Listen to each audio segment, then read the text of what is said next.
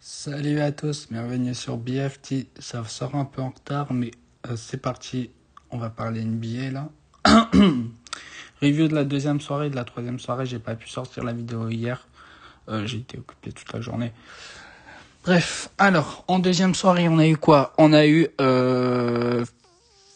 Philadelphie qui nous a froissé Orlando et ça fait plaisir. Tyler Maxey qui nous envoie tout le monde en playoff là, tout Philadelphie, incroyable. Orlando, c'est catastrophique, ils se sont rattrapés sur la dernière soirée de play-in, mais ça me terrifie. Orlando, je pense qu'à Orlando, il faut casser le trio. Le problème, on dit que c'est Mosley. Oui, d'accord, c'est Mosley. Le problème, c'est que Banchero, il est un peu surcoté, les gars. Franz Wagner, ça reste toujours une deuxième, troisième option très correcte, hein, attention. Il a été blessé. Bon, après, il a été blessé, hein, mais il a tout fait pour aller jouer à Berlin, chez lui, pour être blessé tout le reste de la saison. Merci, Wagner. Bref.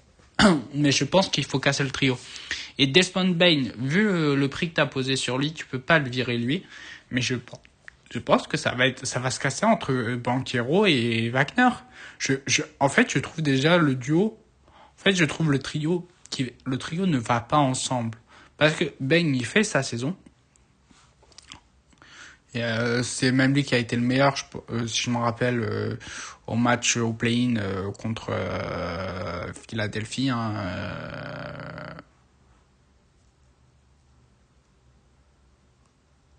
Voilà. Donc, terrifiant. Voilà. Mais il faut casser le trio. Le trio ne va pas ensemble. Faut le péter. Les gars, si je me trompe, désolé, hein, mais voilà. Parce que là, je viens d'avoir un doute en parlant. Est-ce que j'aurais pas déjà débriefé le match Philadelphie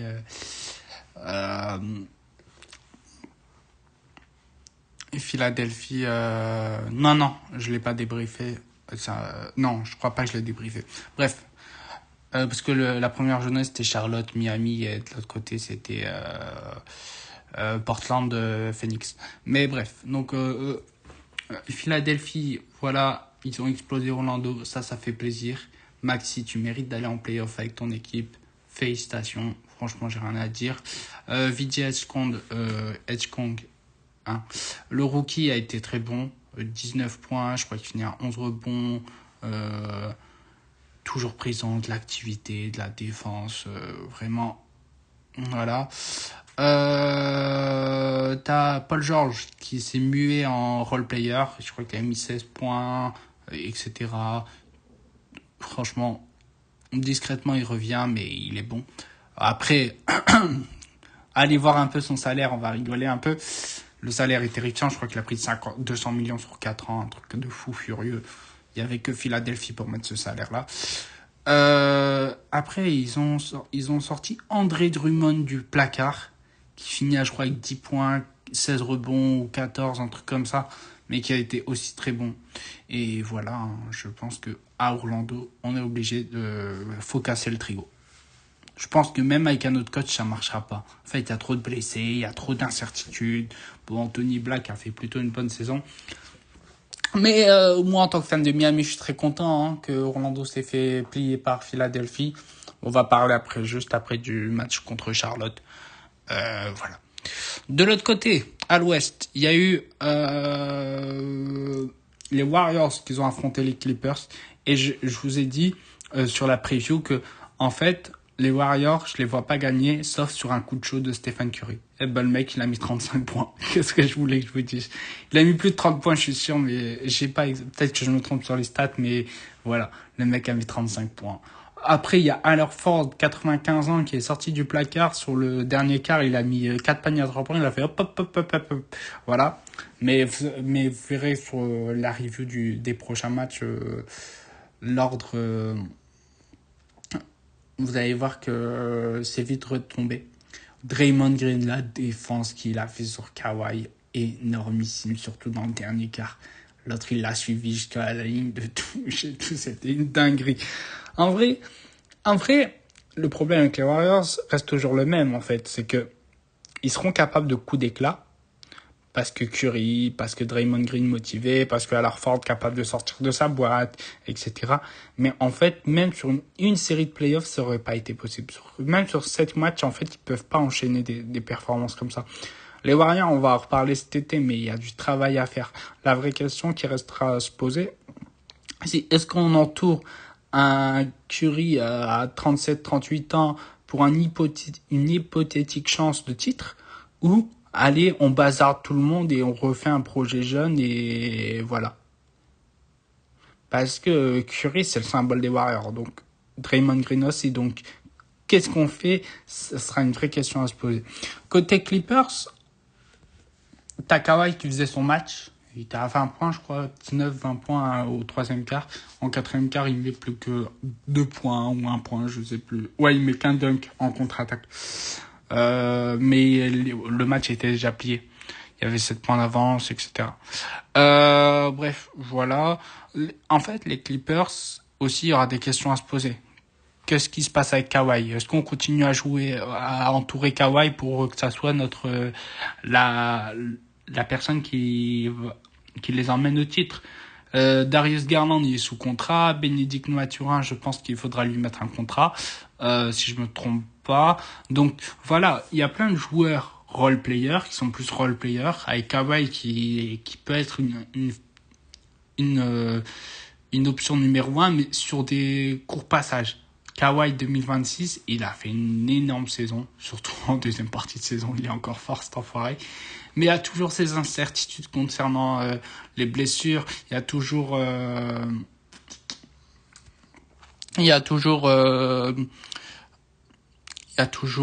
l'enquête sur lui concernant les versements faits en argent détourné. J'ai pas très bien compris.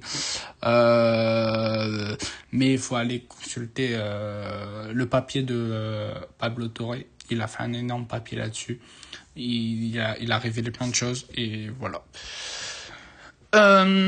Bon, passons à la deuxième soirée, à la dernière soirée. Phoenix affronte les Warriors et Orlando affronte Charlotte. Donc après Orlando a froissé Charlotte, malheureusement, ça me saoule, mais ils les ont froissés. Mais Charlotte, excellente saison. Charlotte, ils ont dépassé les attentes, ils ont des jeunes trop intéressants, ils ont une équipe fun à voir jouer. Les multiples shoots à 3 points, Con Knuppel, le meilleur shooter de NBA alors qu'il est rookie, Lamelo qui tient enfin sur ses deux jambes et qui est capable d'enchaîner, ça fait grave plaisir. Derrière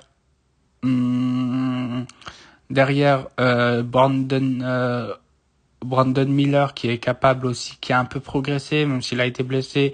Moussa Diabaté, Cocorico, qui nous a fait plaisir au poste de pivot, qui a commencé en sortie de banc si je me trompe pas et qui a fini titulaire. Miles Bridges, je peux le voir en NBA. Monsieur Schrapp ma femme. Voilà, mais lui aussi a été bon, faut le reconnaître. Ils sont partis nous ramener un petit Kobe White en sortie de banc qui leur fait vraiment du bien. Voilà. Mais franchement, Charlie, pour moi, c'est sûrement top 3 coach of the year. Bah, de toute façon, mes récompenses arriveront bientôt, hein, donc franchement, voilà. Mais voilà, super saison de Charlotte et à féliciter et à monter dans le train pour l'année prochaine. Maintenant, Charlotte, on attend une progression. Ah, si vous refaites la même chose sans réellement progresser, ça va être compliqué. Bon, après, je pense que ils vont progresser étant donné Brandon Miller va progresser, Con Knuppel, je pense qu'il va au moins rester à minima le même niveau. Ah, si Con Knuppel commence à progresser, là, ça va être terrifiant. Lamelo Ball, est-ce qu'il est capable d'enchaîner sans se blesser? Voilà. Il y a plein de questions à aller chercher, auxquelles répondre, pardon. Et qu'est-ce qu'ils vont faire cet été? Ça reste intéressant. Est-ce que ils vont commencer à entourer un peu de vétérans? Quel choix ils vont avoir à la draft au mois de juin? Il y a plein de questions à se poser. Je pense qu'ils vont avoir un choix plus bas, étant donné qu'ils sont partis quand même jusqu'au play-in. Mais on sait jamais. Voilà. Est-ce que tu draftes encore? Est-ce que ton choix de draft sert à faire un trade pour aller chercher un autre 4 que Bridges? Euh, voilà. Orlando va en playoff, mais moi je m'inquiète pas pour Orlando. Il y a Détroit qui vous attend sagement. Jalen Durant va vous massacrer. 4-1 pour Détroit, j'en parlerai dans une prochaine vidéo. Mais je m'inquiète pas. Détroit va bien s'occuper de vous, Orlando. Et voilà. Le bouton on-off, on n'a pas été bon de la saison ou très irrégulier et d'un coup on se met à gagner en playoff, ça marche pas. En NBA, non. Il y a la continuité, la régularité est quand même respectée un minima. De l'autre côté, Phoenix a gagné contre les Warriors. Je vous disais que, je l'ai dit de toute façon dans la vidéo précédente, la première vidéo, le perdant du premier tour du play-in à l'ouest gagnera le deuxième tour. Donc Phoenix ira gentiment se faire massacrer par le Thunder d'OKC. Oklahoma City Thunder, pardon. Gentiment. Mais ils peuvent prendre un match. Je me dis sur un gros match de Booker, les shoots de Gillespie qui rentrent, Dylan Brooks qui vient foutre un peu la merde. En vrai, ça peut le faire. Je pense il peut avoir un 4-1. Après, on n'est pas à l'abri sur un Shai à 80% au shoot, un verrou total.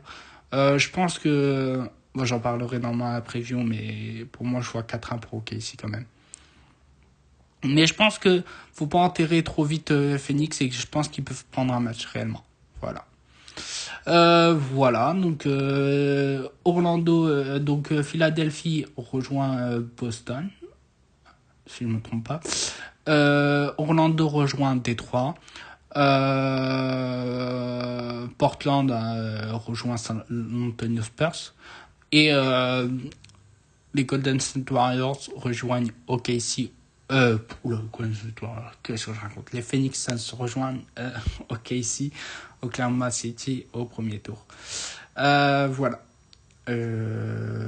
N'hésitez pas à vous abonner, à liker, à commenter pour soit me demander des sujets sur le basket, poser des questions si vous voulez vous brancher sur ce sport. Et voilà, partager la chaîne pour attirer plus de monde. Allez, salut, j'arrive bientôt avec les previews playoffs.